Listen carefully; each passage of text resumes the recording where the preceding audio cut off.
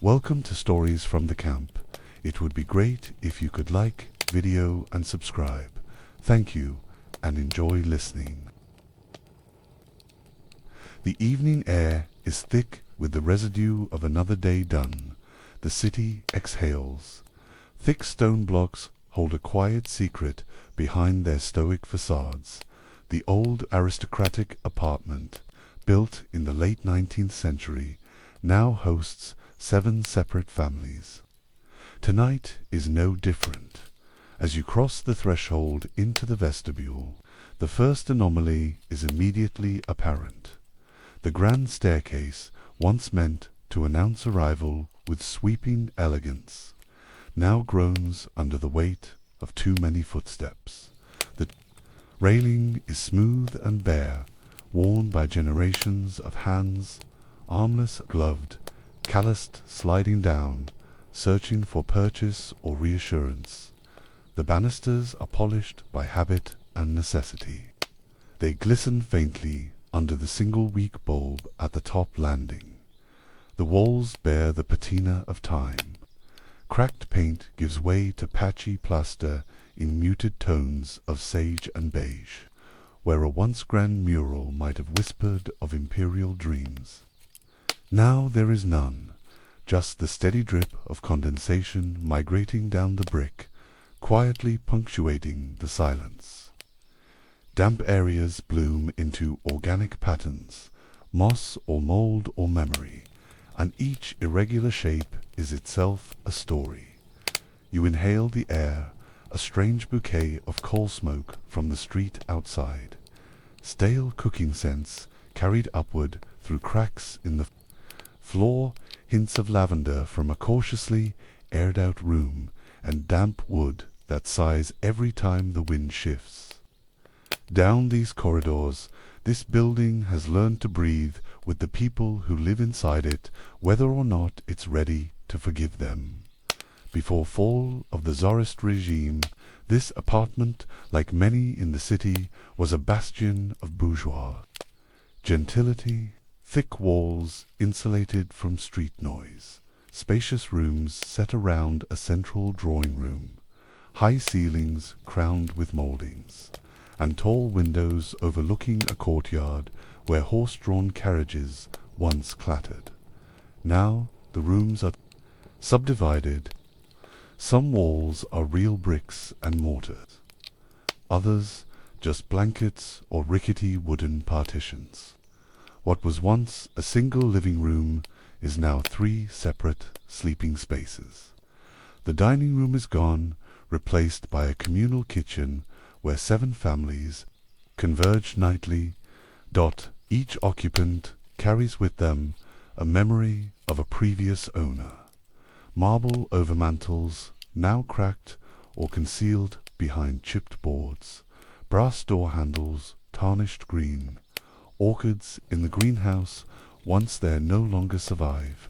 The eldest resident, a retired schoolteacher, recalls recess running through those marble halls.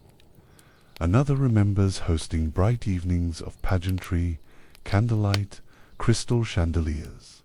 But tonight we're here to note the present. Relentless soft shadows, muted conversations, and the subtle sense that this apartment didn't wake up believing it would become all these things, and yet it is now. Let me guide you quietly through a watercolor-like schematic. Room 1 is at the front left. Across from the entrance, a narrow bed rests beneath the window. A faded floral wallpaper borders the ceiling, once white, now coffee-stained.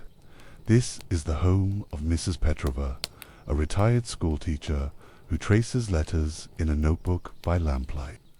A wooden desk, inscribed with chalk who knows when, bears stacks of Soviet-era postcards. Room 2, across the hallway, is a bit larger. A young factory worker and his wife share it. A squeaky wardrobe holds patched clothes. On the bed are newspapers detailing today's latest production output. They tiptoe in occasionally as if afraid to wake the apartment. Room 3 is the smallest. A single mother, Katya, and her 6-year-old daughter share the space. They've drawn paper doodles and pinned them to the walls. One ghostly pencil sketch of a tiny sunflower smiles at you under the window latch. Room for Combine's 2 back chambers. Occupied by a veteran and his wife, they keep their private radio there. Tonight we'll hear it later, but for now it sits silent, quiet, expectant, like a sleeping dog. Room 5 is the family of a postal clerk. Their breadboard stands near the door with a crust of yesterday's black bread left to dry. Rooms 6 and 7 are shared by 2 more small families, their spaces defined by thin curtains and chipped door frames. Some are married couples, others huddled. Friends, all coexist in close quarters. Between all this, a tiny bathroom, a porcelain squat toilet behind a flimsy door, shared. The kitchen beyond echoes with emptiness tonight, slow and grey, like a hushed audience waiting for actors to return.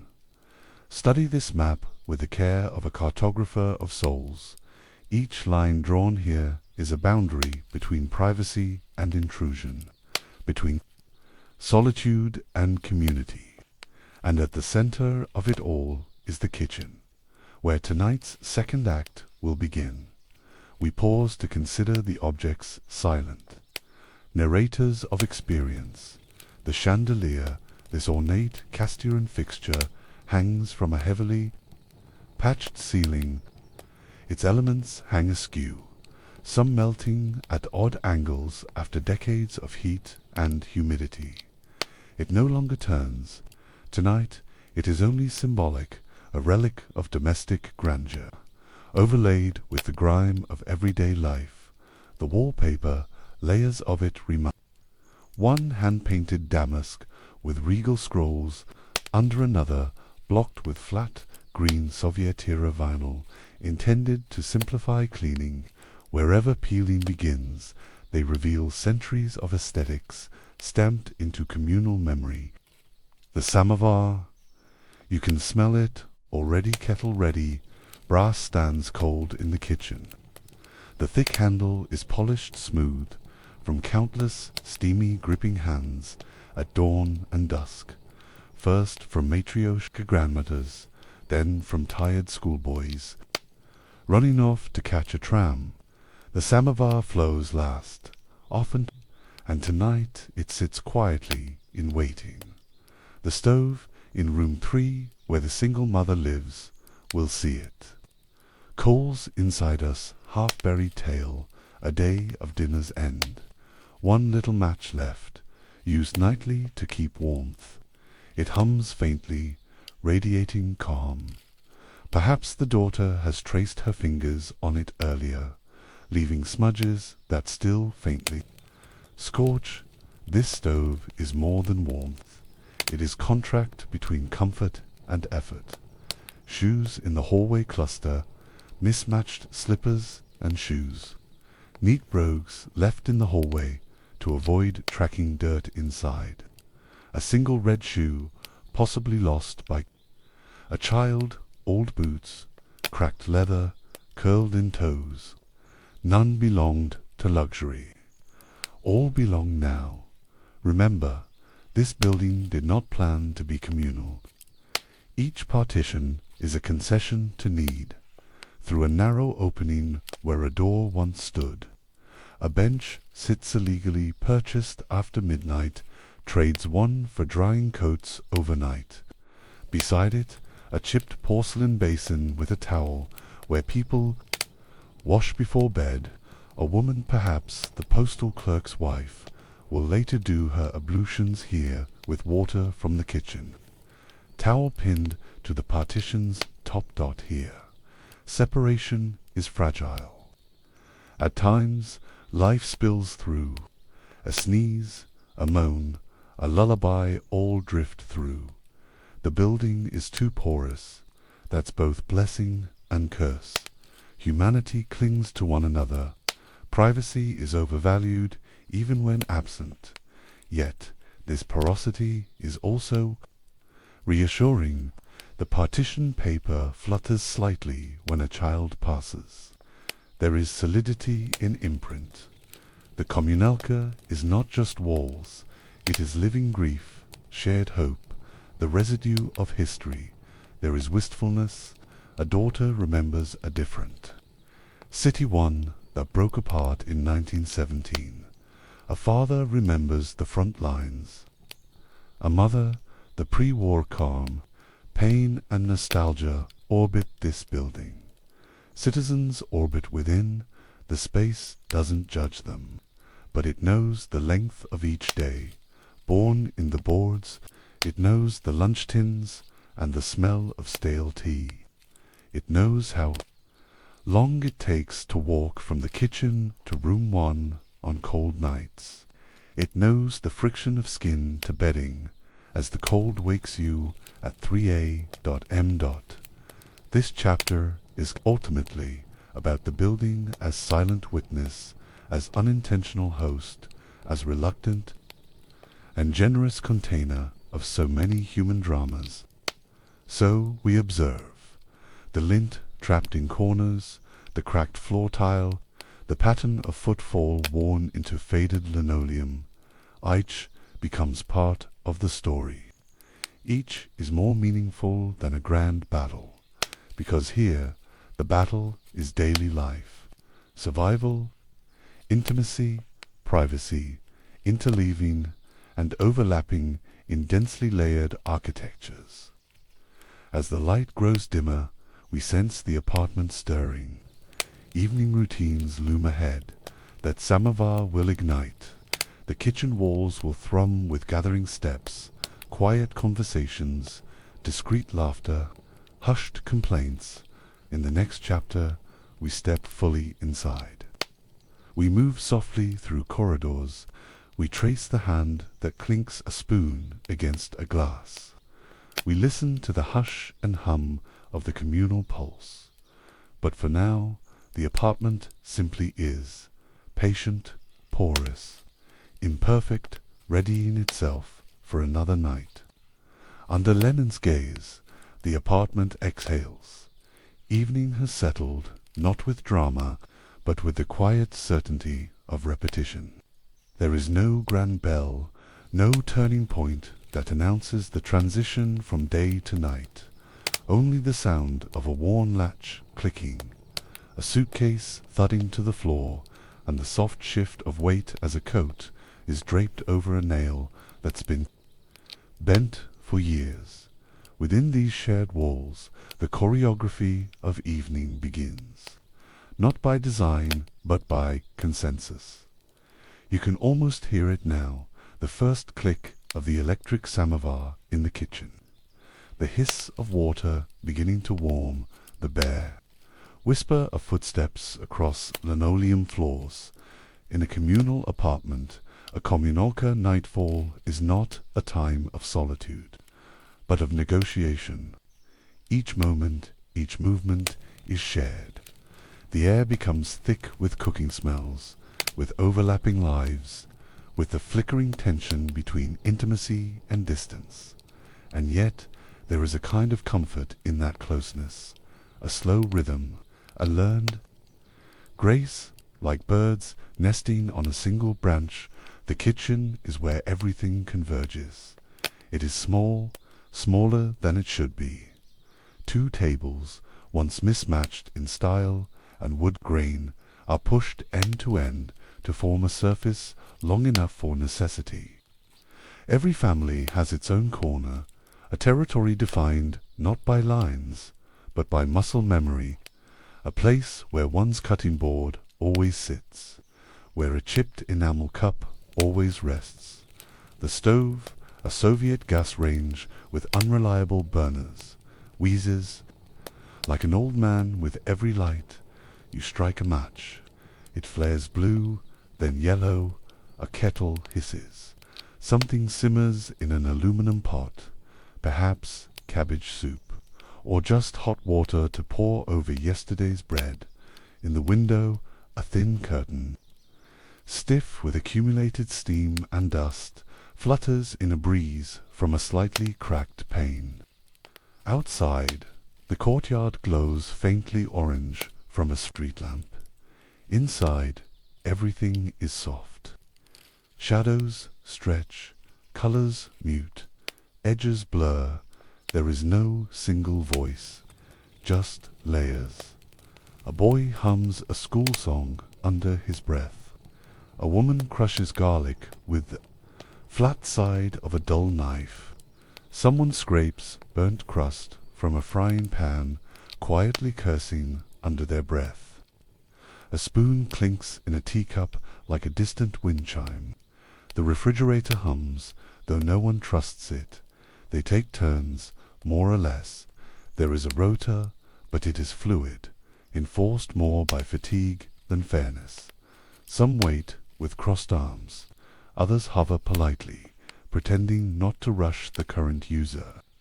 An old woman stands in the corner, peeling potatoes with the skill of centuries, her thumb thick, her eyes half closed. Above it all, a printed note on the wall, yellowed with age and steam. Comrades, clean the sink after use. The ink has blurred. The plea is eternal. Let us step back and watch from above, not with judgment, but with gentleness. Here, a woman emerges from her room, towel over her arm, slippers whispering across the corridor. She moves toward the single bathroom, a narrow cubicle, its door swollen with years of damp. She knocks gently, waits, hears only a cough. Then she retreats. Another man, shirt half-buttoned, passes her with a nod, not quite a greeting, but a mutual recognition. They know each other's schedules better than each other's names. A boy runs down the hall. He's late for dinner, his mother calling softly from their room. His socks are mismatched.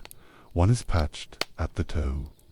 He skids on the waxed floor, arms out like wings. Above the doorway to room 2 hangs a wire with drying laundry. Damp shirts sway gently as people brush past. No one complains. There is no space to complain into, only the silent agreement. This is how we live now, and each of these gestures, the knock, the nod, the step aside, are part of the great evening choreography, rehearsed not with precision, but with familiarity. There is no director, only the shared rhythm of bodies that have learned how to coexist in two little rooms. In room 4, the veteran and his wife sit beside the stove. He reads the newspaper, yesterday's, not for news, but for the ritual of unfolding, flattening, and scanning familiar lines. She crochets without looking. The silence between them is not tense, but settled. In room 1, the school teacher organizes her desk. Each pencil has its place, each notebook its purpose. She boils water for her own tea, not to drink yet, just to have it ready. She waits for the hallway to quiet. Then she might write, Dot in room 3, Katya is brushing her daughter's hair. Slow, methodical strokes. The child resists, not with words, but with the slight tilt of her head, the roll of her shoulders. Katya hums a lullaby from her own childhood. She doesn't know she's doing it. The girl begins to still. These are not dramatic lives, but they are deeply lived, fully felt, repeated night after night, not because they must, but because repetition brings peace, that there is no such thing as silence in a kommunalka, only degrees of quiet. Tonight you might hear the creak of bed springs. 2 rooms over, the buzz of a faulty electric socket. Behind the portrait of Lenin, the tap-tap of someone trimming their nails near a window.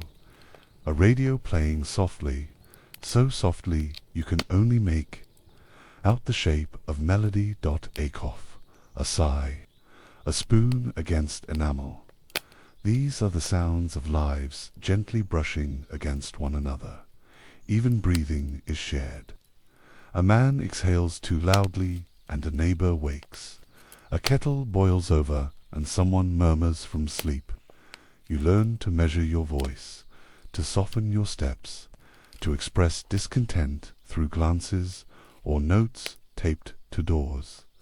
A few tenants wear slippers, not for comfort, but to muffle the sound, a courtesy, a defense.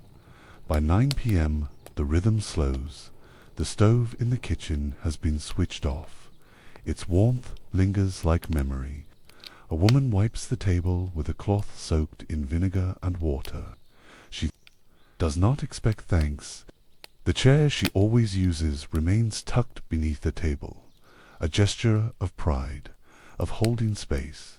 A few neighbors emerge for final visits, a quick check to borrow a match, a quiet question about the bread queue tomorrow, a shared nod over an overdue repair, a pipe that always leaks in winter.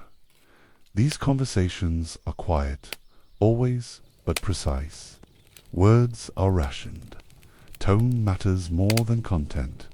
Politics are rarely discussed, not because no one thinks about them, but because in these walls even language is shared air, and some thoughts are best kept wrapped tightly like winter coats. Illumination is inconsistent. Some use electric bulbs, others still rely on lamps or candles, not out of necessity, but preference. In room 5, a single bulb swings gently. The shadows it casts dance along the walls, turning hanging coats into figures. A child once thought the shadows were ghosts. Now he calls them his friends. In room 1, the school teacher uses a small reading lamp. Its light is gold, not white, warm like toast. She reads slowly. She is in no rush. In the hallway, someone has taped a matchbox to the wall near the bathroom door. Beneath it, in pencil, "Please leave too for morning." Even light is communal, and darkness, too, is shared. Illumination is inconsistent.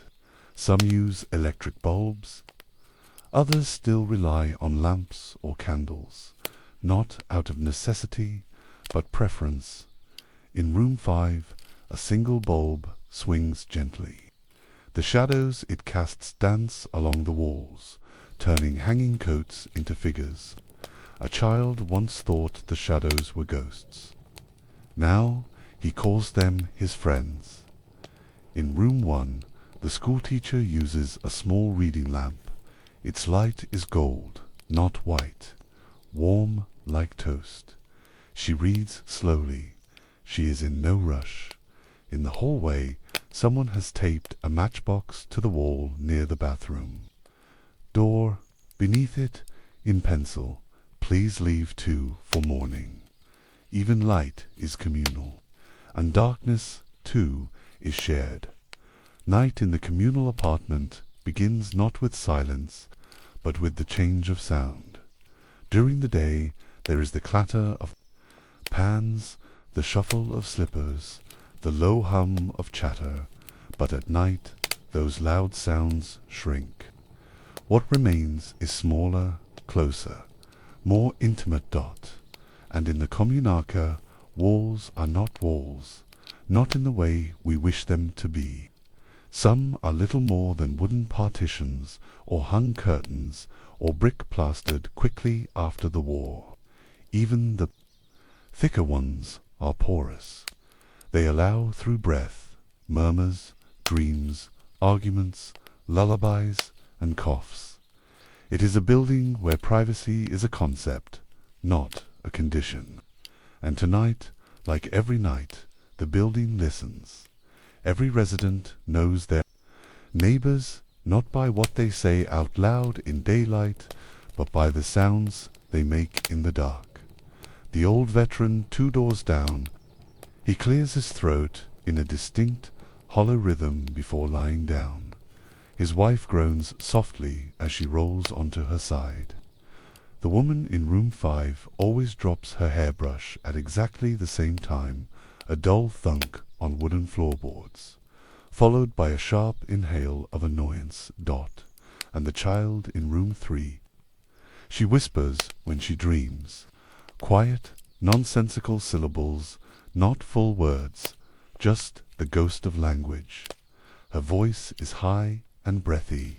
It floats into the hallway like steam.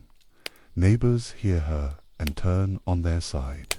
Some smile faintly in the dark, others pull their blankets tighter, not from cold, but from the strange closeness of it all. Take the space between rooms 2 and 3.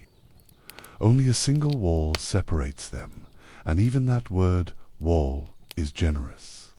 It is thin plaster over timber, likely installed in 1948 when the flat was subdivided yet again. A man in room 2 can hear the radio playing from Katya's room in 3.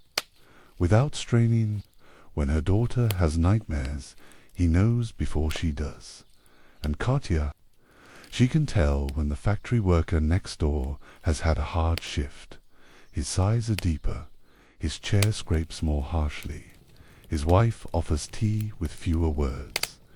These are intimacies without permission, acquired by accident and repetition. In this building, no one truly speaks alone. No one cries unheard. No one laughs without it echoing down the hall. It is nearly midnight. Most rooms are dark now. Lamps turned low, blankets pulled up to chins. But sounds persist. A child hums a lullaby under her breath. It's not for anyone. It's not even conscious. Just sound to settle herself as sleep draws near. Someone flips the pages of a book slowly, so slowly, the motion is more breath than noise. A woman sniffs quietly, not weeping, just the sound of someone remembering something they didn't mean to. And then, across the corridor, a voice, faint, soft, a whisper, "Mama, ... Why did we come here?" The words are barely audible. Perhaps they weren't meant to be spoken at all.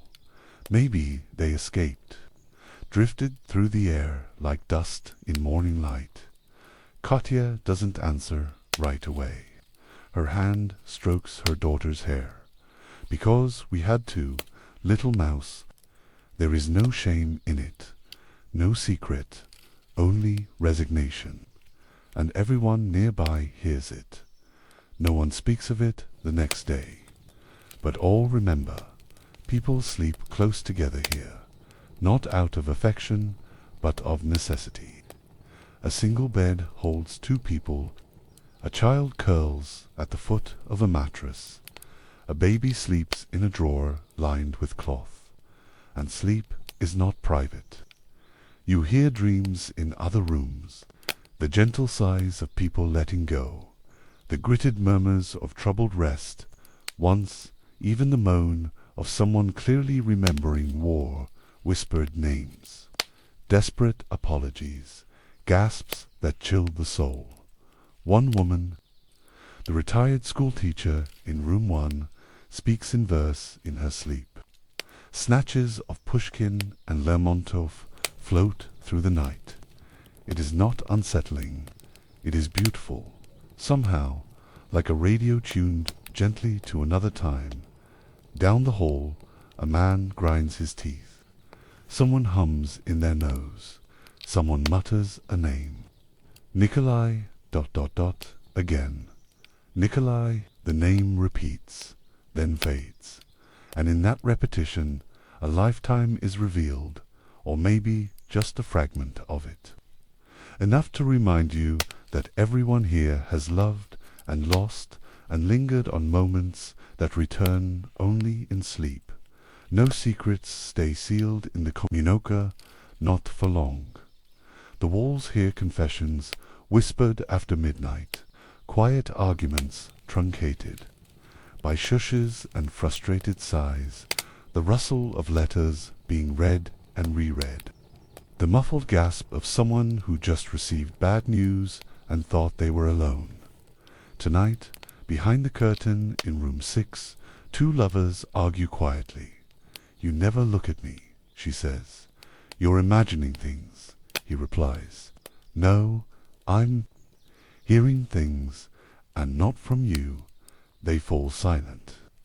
Only their breathing remains. The building listens. Then someone in the next room turns over too loudly, and the moment vanishes like a breeze. Tomorrow they will pretend nothing happened. So will the neighbors, because in this place privacy is not concealment. It is discretion. Everyone hears, but everyone pretends not to. Occasionally a sound returns that doesn't belong to the present. A creak in the corridor that no one caused, a pipe groaning in the ceiling as if remembering old winters. The shuffle of paper in a room believed. Empty dot, and then there are the voices, not ghosts, not really, just echoes of old tenants, of habits ingrained so deeply into the structure that they replay like a phonograph. Needle stuck on the same phrase. Some say they can still hear an old woman crying in the bathroom, long after she passed. Others claim the pipe in the kitchen sings if you listen close enough. A note always the same, like the last exhale of a clarinet. Most people laugh it off, but when alone, they pause, they listen. They wonder that the building remembers, and it remembers in sound.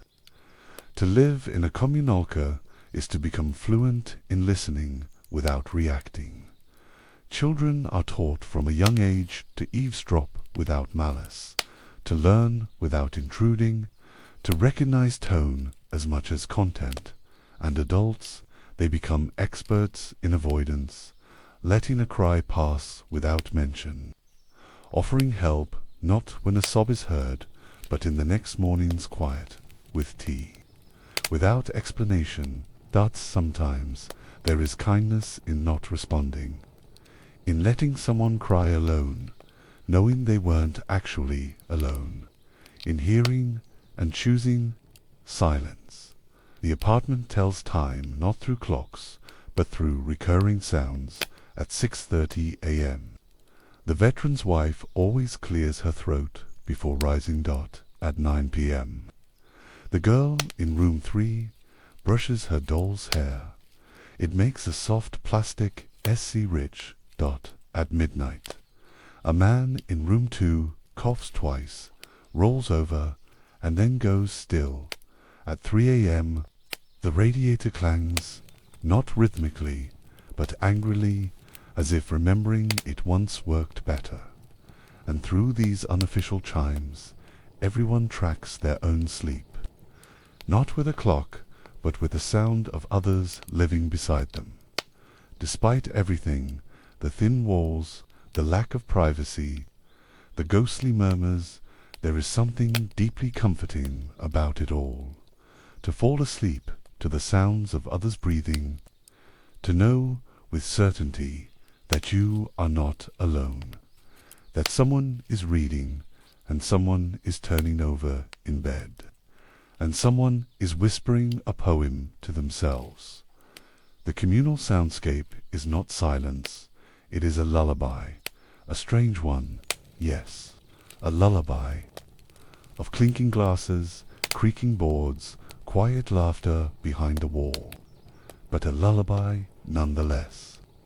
A chorus of existence, quiet but unyielding, and in a world that is often too vast, too lonely, too cold, these little signs of shared life are warmth.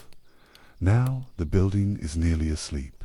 A final cough, a soft thud, a sigh, somewhere a faucet drips in sync with a ticking clock.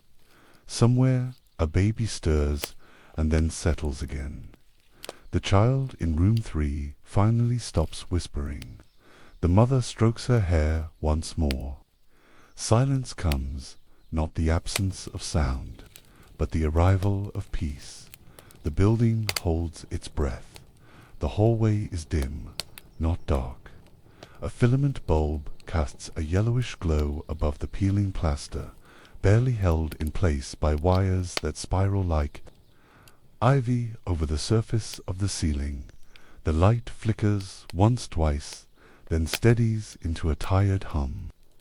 It is not bright enough to banish shadows, only to stretch them thin against the walls, to elongate each coat hanging on rusted nails into eerie silhouettes. And there he is at the far end of the corridor, Lenin. His portrait is slightly askew. The glass over the frame cracked in one corner, but his gaze remains direct, stern, unwavering. The wall behind him is water-stained, mottled with age, its pale paint rippling like parchment that's been too close to steam. Yet his face still commands the space, his brow furrowed with eternal conviction, his eyes rendered as if in perpetual inquiry. It is not unusual. In fact, it is expected. Nearly every room has one. Not by legal decree any more, but by inertia. By habit, by the slow sediment of a culture that has pressed itself into every corner of domestic life. The kommunalka is filled with people, but none watch so closely, so consistently as he does. Sometimes there are other figures, to Marx, Jasinski, maybe even Stalin, if the frame hasn't yet been taken down. But Lenin is the one who stays. His is the acceptable gaze, the ideologically sanitized one, the father watching over the household, or perhaps watching through it. No one speaks of him out loud anymore, not really. The fervor of the early years has faded into something quieter, something more symbolic, but the portrait remains. It is dusted as one might dust a family photo, not because one cares, but because one must.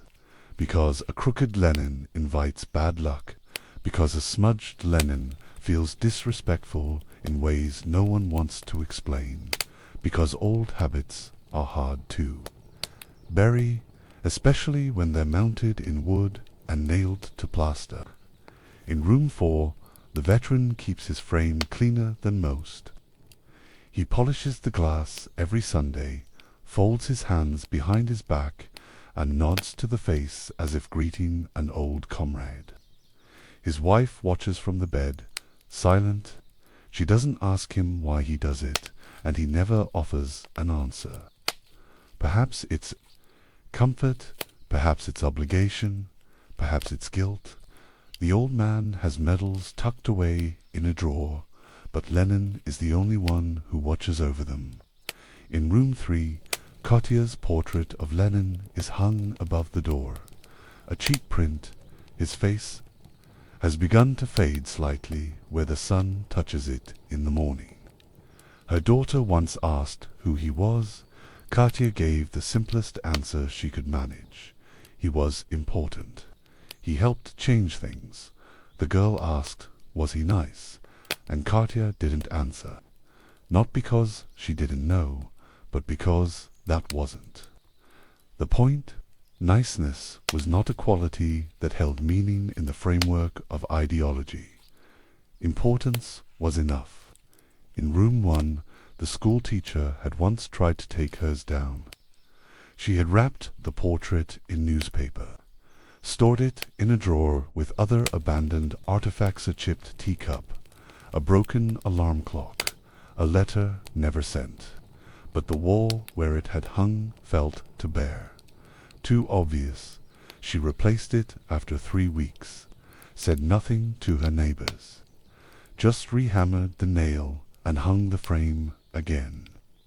Later, she found herself speaking to it sometimes, Not prayer exactly, not confession, just murmurs in the dark. A habit formed from too many years of having someone watching while she worked, while she taught, while she grieved. The gaze of Lenin is not simply a picture. It is a memory of authority. It is the echo of thousands of posters and murals and slogans. It is the voice of the school corridor, the fingerprint on the factory wall. It is not threatening, not now, but it lingers, and it lingers in a way that changes how one moves through a space. A man may lower his voice before raising a complaint. A woman may soften her expression when she glances upward. There is no longer anyone there to report to, but that does not mean the sensation of surveillance has vanished. The portrait demands a posture. Even in sleep, there are those who turn the frame to face the wall. Not every night, but on certain nights when thoughts run too freely, or doubts begin to stir, or dreams take strange shapes. The act is private, unspoken, and always reversed by morning. In the kitchen, Lenin hangs above the cupboard where the sugar is kept. No one put him there intentionally. He came with the building, perhaps, or with one of the early families who moved in. But now he remains. The faces change, families rotate in and out of the apartment, but Lenin remains, watching tea be poured, soup be stirred, arguments whispered, bread sliced. He sees the ration cards when they're pulled out of coat pockets. He sees the vodka when it's passed under the tablecloth. He sees the birthday cake cut into slices too small to satisfy but large enough to show effort. His presence is background, but it is never gone, even for those who do not believe in him, especially for them. Belief is not necessary when memory is strong enough. When the architecture itself seems to remember, the gaze seeps into the floorboards, into the shape of the ceiling, into the rhythm of daily life. It is not a question of trust. It is a question of repetition. Every wall has absorbed too many speeches. Every window once framed a May Day parade. Every hallway still carries the echo of boots, of pamphlets, of laughter forced too loudly. The portrait is no longer about Lenin as a man. It is Lenin as presence, as concept, as symbol, and symbols have long half-lives. They linger in paper, in language, in posture, in silence. The silence is where he speaks loudest. No one says they believe, but no one dares mock, not in this building, not where the walls remember, not where the walls hear. The children don't know who he is, not fully, but they grow up under his gaze. They draw beneath it, they read beneath it. They learn to recognize the shape of his head, the tilt of his chin. One day they will forget his name, but remember his face.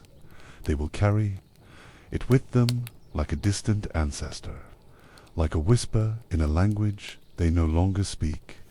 And when they move out, if they move out, they may hang new pictures on their walls, movie stars, scientists, poets, but for some reason the nail will stay. The place on the wall will feel sacred, even if they don't remember why.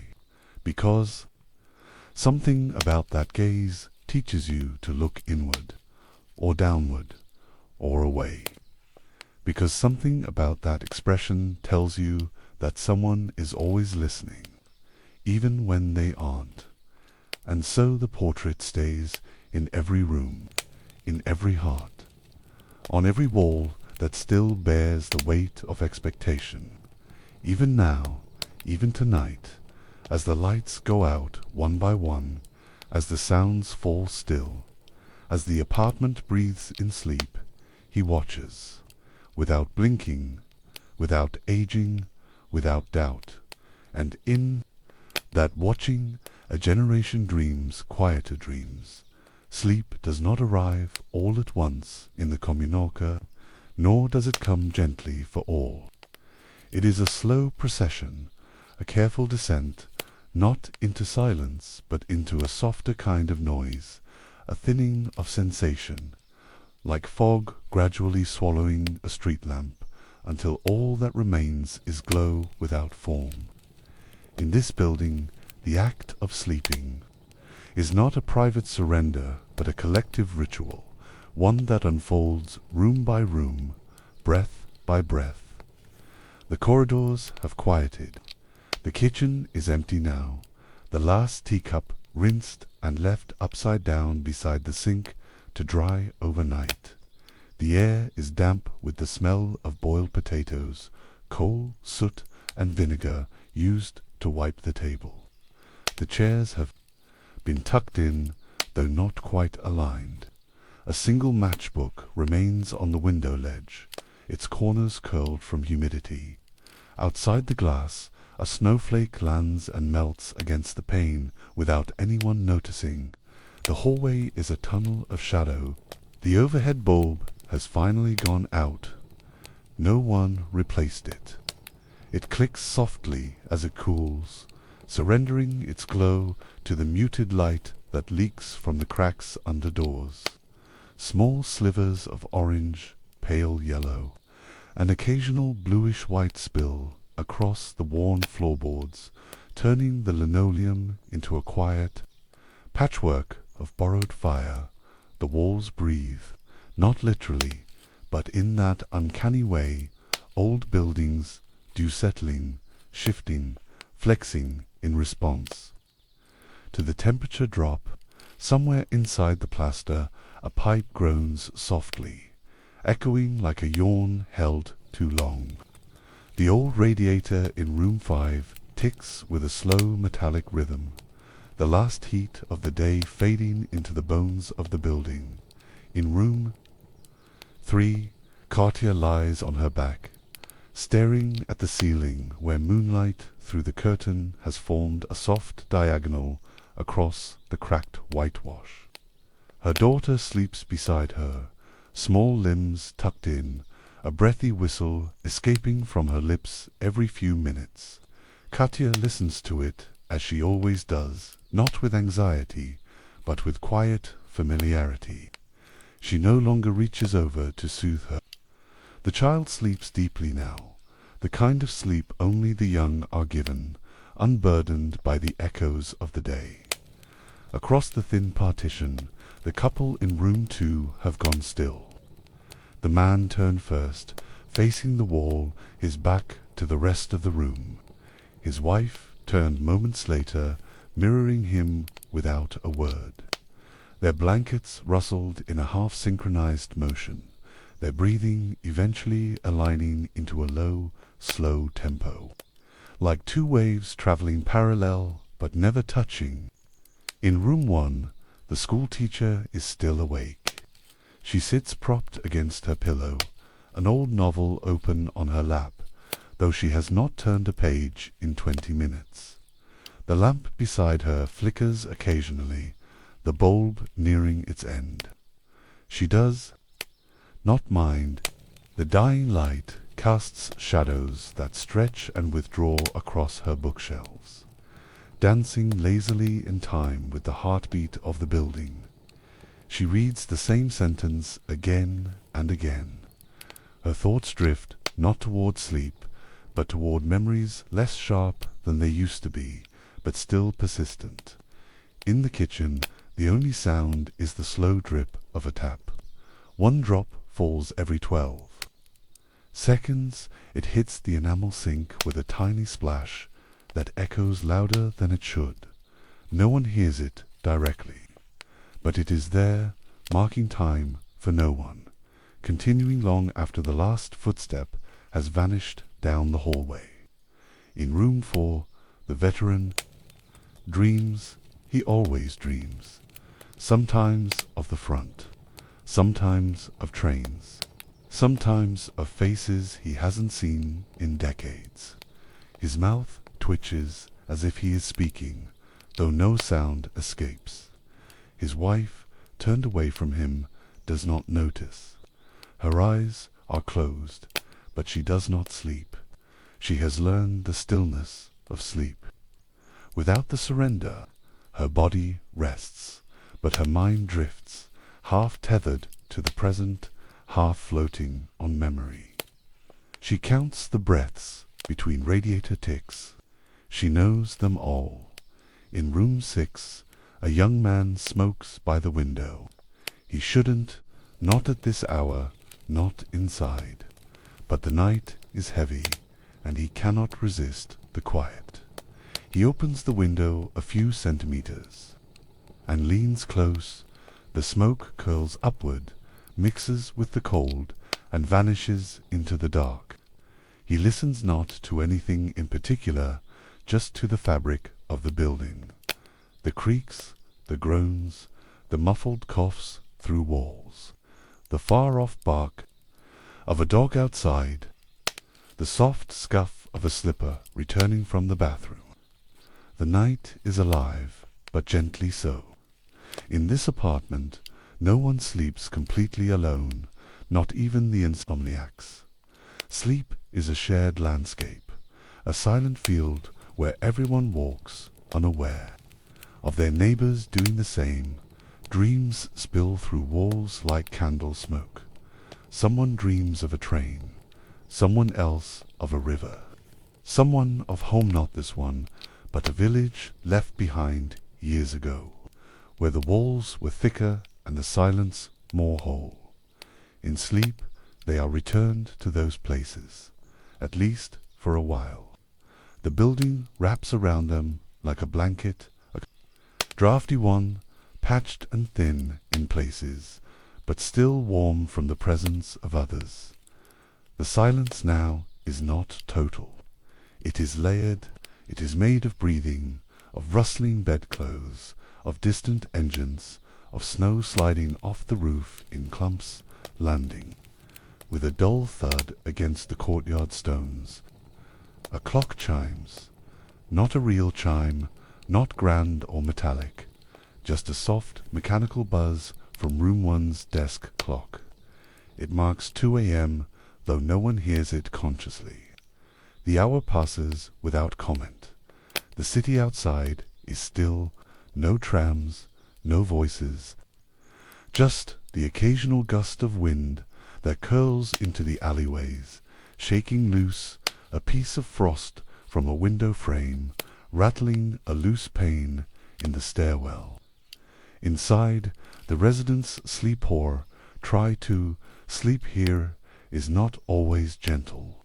It comes in waves broken by the sounds of others, by the remembered grievances of the day, by the faint ache of old bones or the pressure of too many blankets on a warm body. Someone gets up. A bed creaks. Feet shuffle against the floor. A door opens slowly, carefully. A flush, a tap run for only 2 seconds, then silence again. The person returns to their room like a ghost, barely disturbing the air. The bed groans a sigh. Then stillness in the communal apartment. Even discomfort is communal. No one has perfect sleep, so no one complains. They learn to accept the small interruptions. They become part of the rhythm, part of the night's breath. And yet there is comfort in this imperfection, in knowing you are not the only one awake, that through these paper-thin walls someone else turns in their bed, someone else sighs, someone else is counting down the minutes until dawn. The discomfort of sleep here is not about fear or loneliness. Sit is about containment, about fitting your rest into a space too small to hold your thoughts. And yet it is also about trust. The trust that, despite the closeness, no one will intrude. That these fragile boundaries while penetrable by sound, will still hold enough of you to allow dreams. Eventually, even the wakeful surrender. Closes her book. The young man snuffs out his cigarette. Katya turns on her side and pulls her daughter closer. A final sigh from the veteran. The building goes still not, because there is no more sound, but because all sound has become sleep's companion. The quiet is no longer empty. It is full. Full of breath, of dreams, of memories too soft to name.